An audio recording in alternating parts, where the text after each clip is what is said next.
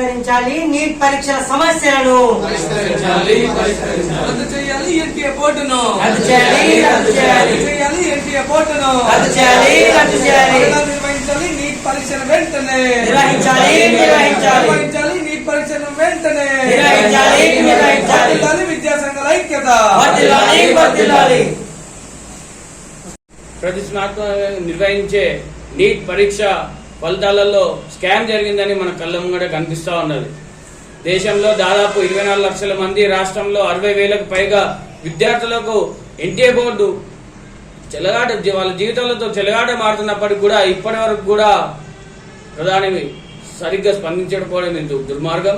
అంతేకాకుండా తెలంగాణలో ఉన్న మంత్రులు కానీ బీజేపీ ఎమ్మెల్యేలు కానీ ఇప్పటి వరకు కూడా ఒక మాట కూడా మెల్పలేరంటే అదొక సిగ్గుచెట్టుగా ఈరోజు విద్యార్థి సంఘాలుగా మేము భావిస్తూ ఉన్నాం. ముఖ్యంగా ఇలా అనేక అనుమానాలకు ఈరోజు ఎన్టీఏ ఒక తీరుని మనకి ఈరోజు స్పష్టంగా కనిపిస్తూ ఉన్నది. జూలై 14న రిజల్ట్ ని రిలీజ్ చేయాల్సింది పోయి ముందుగానే 4వ తారీఖుకి తీసుకురావడం అదొకటి.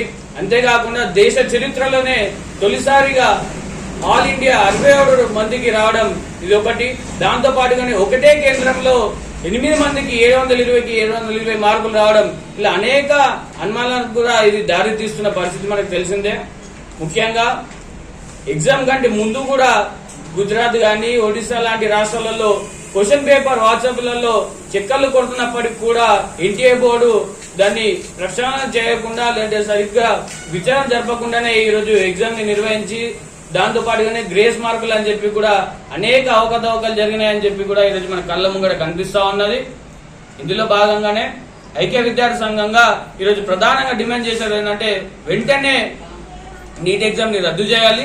దాంతో పాటుగానే ఎన్టీఏ బోర్డు చైర్మన్ గా ఉన్నటువంటి అతన్ని, దాంతో పాటుగానే ఈరోజు కేంద్ర విద్యాశాఖ మంత్రి వీళ్ళిద్దరు కూడా వెంటనే రాజీనామా చేయాలని చెప్పేసి కూడా ప్రధానంగా డిమాండ్ చేస్తున్నాం.